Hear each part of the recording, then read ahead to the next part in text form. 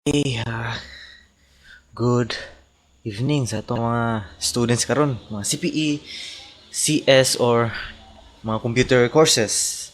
Ako day si Lantec and karon mag-focus ta and magtuon ta about Java.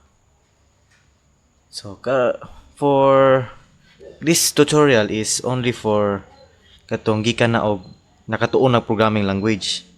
Iguro na guide ni lang ni para mo change into Java from either Python or C++, anything like that. So let's start. Una is akong tool nga gigamit is IntelliJ Ultimate. IntelliJ IDEA Ultimate for Java. For Java gina. Napoy free uban nga community. Kato yung gamita ang community. First is ang Java. Java is diri na ang mag class. O kani kita niyo ni class. Public class. Then tapos mga kanipod. Kani maya ang mga function. Okay, first is una ang pag-declare og variables. Diri kay pag-declare na diri variables is specific na gyud. For example, if integer yung butang. Int gyud na. That's for numbers. For real numbers. For I think integers lang. Sample -1. Okay. Next is sa mga text string. Big letter S ang string plus imo pa yun siyang string text equals hello. Yan na ang mga text dani, dili small letter s, bawal na big letter S. Kaning anong yan siya string kay gikan na siya sa class. Di siya ingon nga ginimini mo para sa ni int. String kay gikan na sa mga class. Makabolor mo na soon in the topic na to. Next, float. Float is mga decimals or fractions. Decimals man dani. Decimals is 0.005. That. Tani mo na og tani mo F diha. Tani mo F sa pangkalasan. Kailangan na gyud. Next is bool. Is true. Is true, then big letter T R U.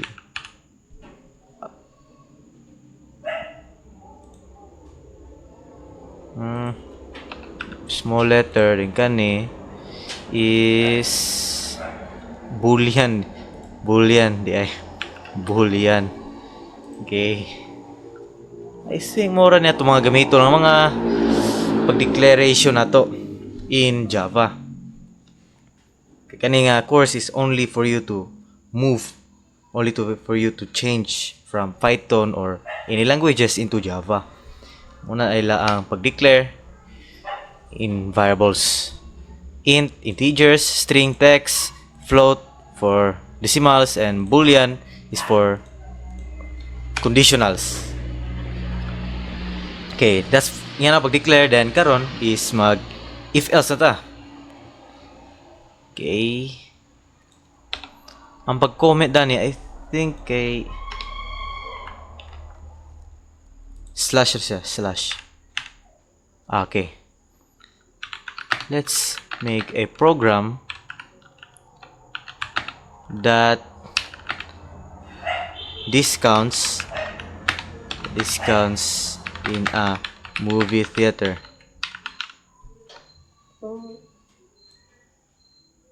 Movie theater.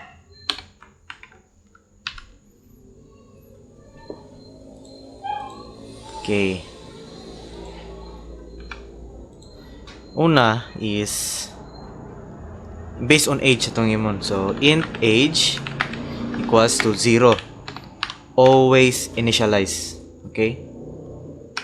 Karon, iniyon siya paggamit. Iniyon siya pag kuwag input from the console. Dahil naman mo type. Kini console na to ni. Yata mo type. Iniyon siya pagkuha. Magsulod ta to, mag-import ta og scanner. Dara. Okay, another suggestion nganong hindot kay ning IntelliJ kay agya niyang code completion. Di ba kita ninyo? Automatic na siya mag-send sa imo. Tabra ka, boom. Maka-import na ka plus. Ingani na. Andam na kaayo. Di ba? Ang galing. Yun na siya mag-declare scanner. Una is mag-import ka na ng Java util scanner. And imo siya tawagon na ni scanner input new scanner system in. Then grabe giandaman na ta. Pero dili nga na to ang gamon. So diretso ta og age is equals to input dot next int na. Okay, unang declare kag age, declare po kani siya data type ni. Kani scanner is data type from another class, which is kani si Java util scanner. This is your file name or ang scanner name, or kani ang new object. Maghimo kag new object nga makuha sa system in. Yang iscan ang console or system in. Yan na siya. And age equals to input next int, which mascan din rin sa run or sa console. Okay? Okay. Next is unsaon na to siya pag pero mag if else na ta. If age is less than 18 na hindot kayo ning IntelliJ kay mo code complete ninyo ni system out println you too young. Wow. Dani is else if na siya else if age pwede niya sundon kurang sundon age is greater than 18 and age is less than 25 or tunga lang sa adult age na siya you're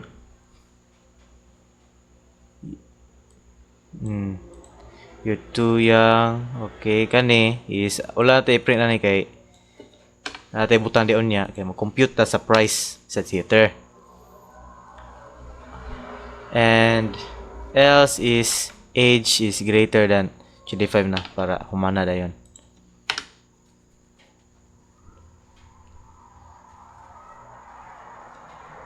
Now is let's do this. Una kay price na to or total price is equals to initialize yuta para safe 0 para why errors. Next is ang discount equals to 0. Okay, una na to dan. Sa pag-compute sa discount is decimal man so float siya. So i-times man mo siya ni total price, meaning float po ni siya.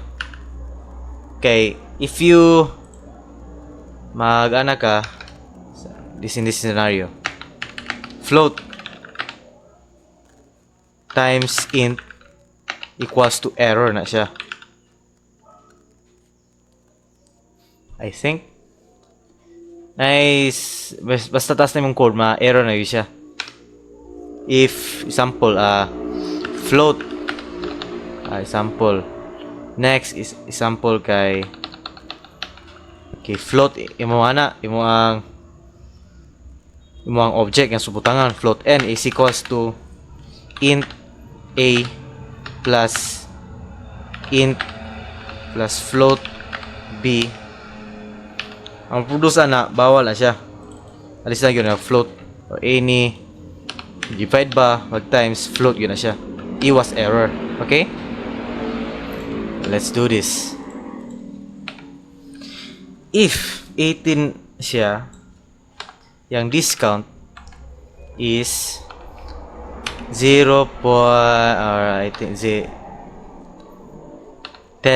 yung discount or 0.10.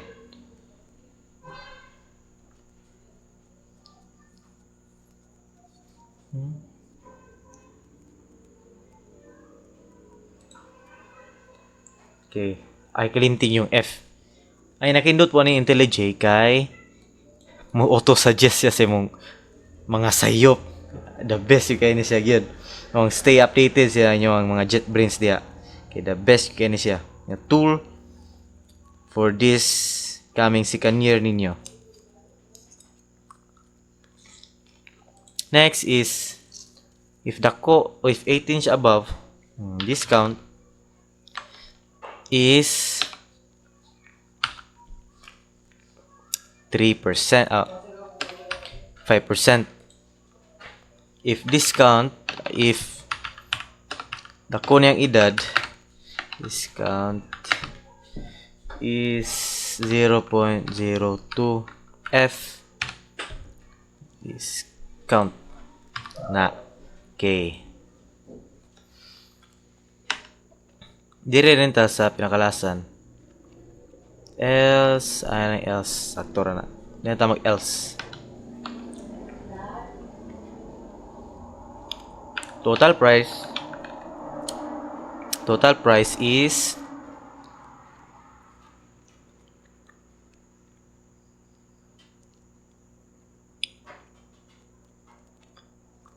kailangan ritawag mag-discount ano. Per person is tag 100 ang entrance.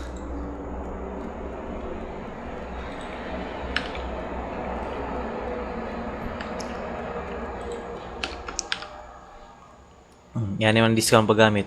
Total price times discount. So, imo ning discount. Discount mo siya. The 100 times 10% is 10 pesos. Times di mo na sa i-minus di mo na sa total price. Tinawag na total price para ma-discount siya tarong. See out nasa mga kaning Java IntelliJ na siya ay shortcuts SOUT meaning system out or magprint ka sa system out. So SOUT tab na tab ra. SOUT then hit tab. Okay. Ay nang enter. Di na mo ganang enter. SOUT tab. Si uban na ni. SOUTM na. Okay. For now SOUT gamit ka na sa inyo aron. Okay, let's go. Di report see out para natin makita nga. Please enter your age na. Please enter age. Let's analyze this first. Declare ta. Yan na pag-declare. Yan na pag-declare. Total price 100. Float discount 0. Scanner input. Declare. Name of scanner. New object. Yan na pag-declare of new object. New scanner system in. Kailangan system in kay kuhaon na to sa console. Console na to kani. Diyata magkuha. Diyata mo type. Then SOUT or system out print LN. Please enter your age. Ano ning LN? Kaning LN is new line. So pwede na makuhaon. System print pwede pod. Para di siya mag-space after din ri. So pag input din mo, next line din ka input. Mahal kaya siya. Kani kay diri gyud ka input. Inline po niya. Ina pag-declare if. Okay, as you notice nga kasi semicolon na kita sige. Dili na semicolon. Daghang semicolon Semicolon gyud taron. sa pag-declare if na yung parenthesis, and also and sa pag mga float is butan yung F ang float. Tapos tayo gitawag nga double. Kato ni mga tag-as nga mga decimal. Long decimal. 0.0004 na. So, di ba? Pwede man butag D ba hindi? Pwede man butag D para sakto ra yang para di mawala yang mga decimal places. Yan pag mo na sa double di ay. Natin nalimta nga declaration double. Okay, let's test this.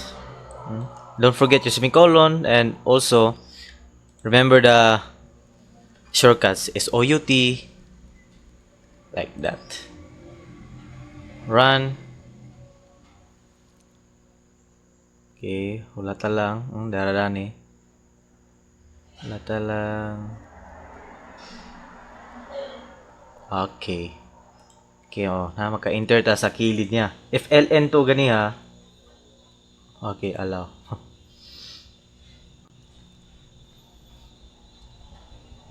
If nag-ln ta gani ha, ln, ato i-rerun. ln diha. Diri ta mag-type sa ubos. Di ba? Diha ta maka-type. Di pwede. Print ato ra butag print. Pwede ra man nga na. Print, just directly print. Di na mag new line diretso ra print. Pwede yan. Diri ka. Akong idag 12. Total price 90. Sakto. 100 times 0.1 is 90. Minus total 100 minus 100 times 0.1 is 90. Next. Let's try again. Their age 19. It's 95. Okay. Next. Their age 56. 98. Okay. So that's all for now. We tackle about kini mga shortcuts po niya. Tackle about declaration unsa pag-declare na. So pag-declare og so pag-input nato scanner is OUT mag-print, and ang if else nato. Remember your semicolons, and also yung brackets. Kinagin na siya mga brackets. Okay, that's all for now, and tune in for more. Thank you.